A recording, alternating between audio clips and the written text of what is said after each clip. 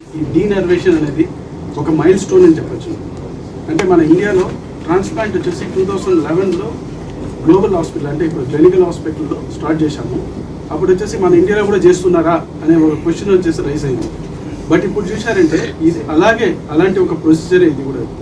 అంటే డీనర్వేషన్ అనేది hyper tension ఎక్కువైనప్పుడు ఊపిరితిత్తులో హైపర్ టెన్షన్ అనేది ఎక్కువైనప్పుడు వాళ్ళు లాంజివిటీని వచ్చేసి కొద్దిగా ప్రొలాంగ్ చేసి, అంటే వాళ్ళు 2 years ఉంటారంటే కనీసం ఒక 4 years or 5 years. దాని తర్వాత వచ్చేసి మీన్ టైం వచ్చేసి మనకి ఆర్గన్ దొరికినప్పుడు వచ్చేసి ట్రాన్స్ప్లాంట్ చేయడానికి ఒక అవకాశం దొరుకుతుంది మనకి. ఆ బ్రిడ్జ్ టు ట్రాన్స్ప్లాంటేషన్ అంటారు. అంటే ఈ మధ్యకాలంలో ఉండే టైం వచ్చేసి మనం యూటిలైజ్ చేసుకోవాలి. మార్పిడి లేదా గుండె మార్పిడి అనేది నిర్వహించబడడం జరుగుతుంది. సో దాంట్లో స్పెషలిస్టు మన ఇండియాలోనే ప్రప్రథమంగా ఎక్కువ లంగ్స్ ట్రాన్స్ప్లాంట్ చేసిన డాక్టర్ మన బాలసుబ్రహ్మణ్యం.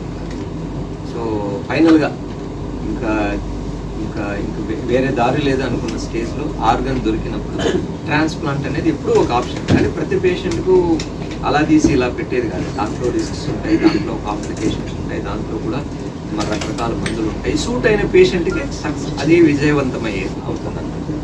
అలా కాకుండా ట్రాన్స్ప్లాంట్ వరకు మనకు ఆప్షన్స్ ఏమి, అంతవరకు ఉన్న ఆప్షన్స్ ఏమంటే మందులు ఎక్కువ లేవు కాబట్టి మందులు వాడాలి. ఈ కొత్త చికిత్సా విధానాల మీద రీసెర్చ్ జరిగి అవి కూడా రావాలి. పేషెంట్ యొక్క లైఫ్ పెరగాలి. సో ఇంకా వేరే ఆప్షన్ లేనప్పుడు ట్రాన్స్ప్లాంట్ ఉండాలి. అంటే A to Z starting from అంటే ఎవాల్యుయేషన్, క్లినికల్ ఎవాల్యుయేషన్, ఎటువంటి పేషెంట్కి అవసరమో అనేది ఫస్ట్ పల్మనాలజీ అంటే ఒక ఫిజిషియన్, పల్మనాలజీ, కార్డియాలజిస్ట్ దగ్గర నుంచి మొదలు. So starting from A to Z. So A to Z therapies అన్నీ కలిగి ఉన్నాయి మన ఒక ఏకైక ప్లాట్ఫామ్ మన క్లినికల్స్. చెన్నైలో ఒకటే కాదండి, హైదరాబాద్లో ఉంది, బెంగళూరులో ఉంది, బాంబేలో ఉంది, ఇంకా విస్తరిస్తుంది కూడా. సో ఈ గ్రూప్లో సక్సెస్ఫుల్గా ఈ ప్రొసీజర్స్ చేయగలుగుతారా? దీనికి సంబంధించిన సందేహాలు కానీ ఏదైనా వివరాలు కానీ అడగండి. ఒకసారి దీనికి మించి ఏదైనా ట్రాన్స్ప్లాంట్కి సంబంధించిన డౌట్స్ ఉన్నా లేదైనా ఇన్పుట్స్ కావాలన్నా మనం ఒకసారి డాక్టర్ గోవిని గారి కామెంట్స్ కూడా. నమస్కారం అండి, నా పేరు డాక్టర్ బాలసుబ్రహ్మణ్యం. అంటే మందులు అనేటివి లేవా, దీన్ని ఏం చేసుకోలేమా అనే ఒక క్వశ్చన్ మీద రీసెర్చ్ చేసి కొద్దిమంది ఇంటర్నేషనల్ కొలాబరేషన్స్ ఒక కొత్త చికిత్సా విధానం అనేది డిజైన్ చేయగలిగాం మేము క్లినికల్ హాస్పిటల్లో. ఫస్ట్ టైం మన ఇండియాలో రేడియో ఫ్రీక్వెన్సీ అబ్లేషన్, దాన్ని పల్మనరీ డీనర్వేషన్ థెరపీ. ఈ పదం అనేది పల్మనరీ డీనర్వేషన్ థెరపీ అంటే ఆ ఊపిరితిత్తుల్లో రక్తనాళాలకి టాక్సిక్ కెమికల్ అంటే విష పదార్థాలను రిలీజ్ చేసే సింపథెటిక్ నర్వస్ సిస్టమ్ అని అంటారు. అటువంటి దానికి లేజర్ ట్రీట్మెంట్ లాంటి రేడియో ఫ్రీక్వెన్సీ చికిత్సా విధానం ద్వారా ఆ టాక్సిక్ హార్మోన్స్ తగ్గించి ఆ బ్లడ్ ప్రెషర్ని తగ్గిస్తే పేషెంట్కి ఆయాసం అనేది తగ్గుతుంది, లైఫ్ స్పాన్ పెంచుకోవచ్చు.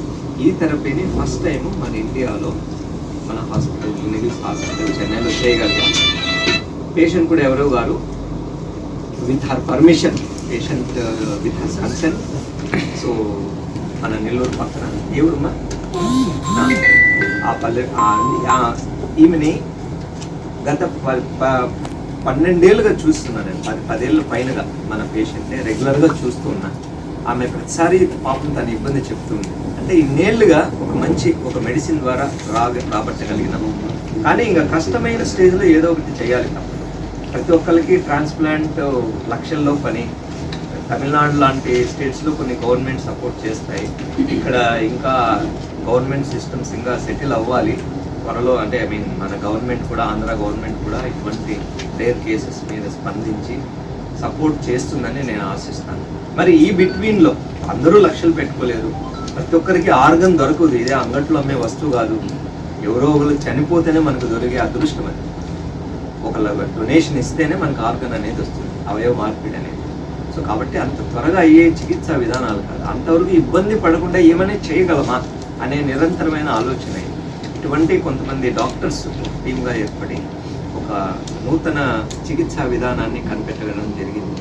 ఫస్ట్ టైం ఈ పల్మనరీ డీనర్వేషన్ థెరపీని సక్సెస్ఫుల్గా, ఇది సర్జరీ కాదు గుర్తుపెట్టుకోండి, ఆపరేషన్ లేకుండా తొడ ద్వారా రోబోటిక్ వైర్స్తో చేయగలిగిన ఒక చికిత్సా విధానం. ఇంతవరకు సక్సెస్ఫుల్గా 2 పేషెంట్స్కి చేయగలిగినాం. మొట్టమొదటి పేషెంట్ ఈ ట్రీట్మెంట్ ద్వారా ఈ చికిత్స విజయవంతంగా నిర్వహింపబడి, సో మా టీం అంతా అంటే అందరి సలహాలు తీసుకొని, డాక్టర్ గారు ఒక సలహా, ఆ డాక్టర్ గారు సార్ ఇలా చేస్తే బాగుంటుంది, అలా చేస్తే బాగుంటుంది, మంచి ఇన్పుట్స్ తీసుకొని, సో ఈ ఒక్క డిసిప్లిన్ అని, ఈ ఒక్క చికిత్సా విధానాన్ని ఒక పకడ్బందీగా అంటే రిస్క్ లేకుండా తయారు చేసి, సో ముందు కొన్ని వందల మంది పేషెంట్స్కి బెనిఫిట్ అయ్యేలాగా ఉండాలని వీటి మీద రీసెర్చ్ చేసి రూపొందించిన పద్ధతి ఇది. పల్మనరీ డీనర్వేషన్ థెరపీ మొట్టమొదటిగా మనమే చేయగలిగినాం. అందుకు సంతోషంగా ఉంది. రిజల్ట్ మన కళ్ళ ముందు ఉంది. ఒకసారి మన పేషెంట్ కామెంట్స్ కూడా వింటాం. సో మీకు కూడా తర్వాత ఏదైనా సందేహాలు ఉంటే తెలుసుకోండి.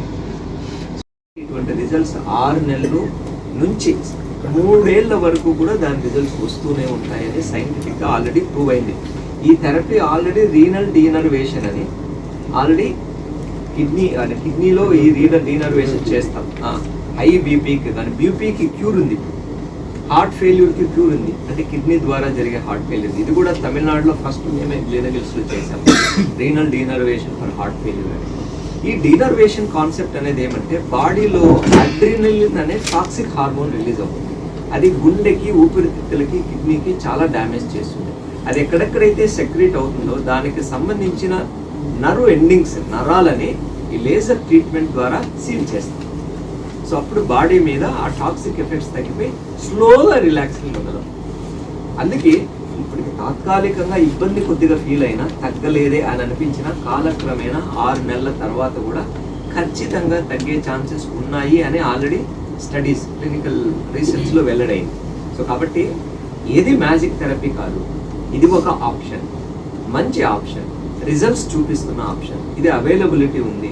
ఏ దేశానికి పోయి చెక్ చేసుకునే అవసరం లేదు. మన దేశంలో, మన చెన్నైలో మేమే చేస్తాం. ఈ అవేర్నెస్ క్రియేట్ అయితే ఈ పత్రిక ముఖంగా అందులో రోబోటిక్ ఎథెటర్స్ ఎక్కువ ఉంటాయి కాబట్టి, అంటే ఎక్స్టర్నల్ మ్యానిపులేషన్స్ ఉంటాయి, ఎక్విప్మెంట్ కోసం ఖర్చు వస్తుంది. అప్రాక్సిమేట్ కాస్ట్ 4-5 లక్షల మధ్యలో అప్రాక్సిమేట్ కాస్ట్. ఇప్పుడు 2-3 కలిపి చేసామనుకోండి, ఒకసారి అది కెథెటర్ యాక్టివేట్ అయిన తర్వాత మ్యాపింగ్ అంటారు, ఒక 12 to 18 అవర్స్ మనం ఆ స్పాన్లో 3 కూడా చేసుకుంటాం. తక్కువ కాస్ట్ ఇస్తుంది. డబ్బు అనేది కాదండి, మేబీ 3.5 lakhs కూడా కొంతమందికి చేయగలుగుతాం వీకెండ్. అందులో మీరు ఒకటేమంటే మీరు మేము యూజ్ చేసే వస్తువులకి ఖర్చు పెట్టుకోండి, మేము ఫ్రీగా చేస్తాం. అది ఇది ఎందుకంటే ఫస్ట్ టైం కదండి, ఇది ఏదైనా దీనిపైన ఇంకా రీసెర్చ్ చేయాలి. అంటే ఇది ఫస్ట్ టైం ప్రపంచంలోనే, అంటే ఇది ట్రయల్స్. ఎందుకంటే ఒకటి ఎప్పుడైనా మనిషి మీద ఫస్ట్ చేయాలంటే దానికి తగ్గ ఎవిడెన్స్ ఉంటుంది. ఎందుకంటే మనం ఇప్పుడు ఫస్ట్ టైం ఒక థెరపీని కనిపెట్టి డైరెక్ట్గా మనుషుల మీద, ఇది ఆల్రెడీ జరిగినాయి ప్రపంచంలో, శాస్త్రవేత్తలు చెక్ చేసి ప్రూవ్ చేసి ఆల్రెడీ ప్రూవ్డ్ థెరపీ. కాకపోతే ఇండియాలో ఇంకా ఎవరికి చేయలేదు, ఇండియాలో చేయలేదు. ఇప్పుడిప్పుడే డెవలప్ అయిన థెరపీస్. మేమంతా నేను ఫారిన్లో ట్రైనింగ్ ఉన్నప్పుడు ఆస్ట్రేలియాలో, అమెరికాలో వీటి మీద రీసెర్చ్ చేసి ఇలా చేస్తే, అంటే కాన్సెప్ట్స్ మేము తయారు చేసిన కాన్సెప్ట్స్ ఏది ఈరోజు ప్రపంచ దేశాలు స్టార్ట్ చేసాయి. సో ఇప్పుడు మనం ఫారిన్కి వెళ్ళి అంతమంది హెల్ప్ చేసి అన్ని ఐడియాస్ ఇచ్చి వాళ్ళంతా స్టార్ట్ చేసినప్పుడు మనం కూడా ఎందుకు చేయకూడదు, ఇందులో భాగం అవ్వచ్చు. సో లక్కీగా పేషెంట్ మన ఊరి వాళ్ళే అవ్వడం. మన అంటే ఈ డెఫినెట్ గుడ్ క్వశ్చన్. ఇప్పుడు ఏమంటే ఆల్మోస్ట్ 110 ప్రెషర్స్ వచ్చేసి 70 పైన ఉన్నాయనుకోండి హార్ట్లో, దాన్ని సివియర్ స్టేజ్ అంటాం. 70 to 100 డెఫినెట్లీ 100 పైన ప్రెషర్. సో 70 లోపల అంటే సివియరిటీ తగ్గిపోతుంది. డాక్టర్ గారు చెప్పినట్టు 30%కి తీసుకురావటం అనేది సైంటిఫిక్గా 100ని 90కి తీసుకురావటం అనేది కూడా ఆ 10% రిడక్షన్ కూడా మనకి లైఫ్ని ప్రొలాంగ్ చేస్తుంది. ఇది గుర్తు ఒకటి. ఇది మ్యాజిక్ థెరపీ కాదండి, మృత సంజీవిని కాదు, మంత్రం తంత్రం, ఇది తాయెత్తు గట్టుకో బాగిపోతుంది, ఏది లేదు. సైన్స్లో ఎప్పుడు కూడా ఎవిడెన్స్ బేస్డ్. నేను చేశానని కాదు, ఇంకొక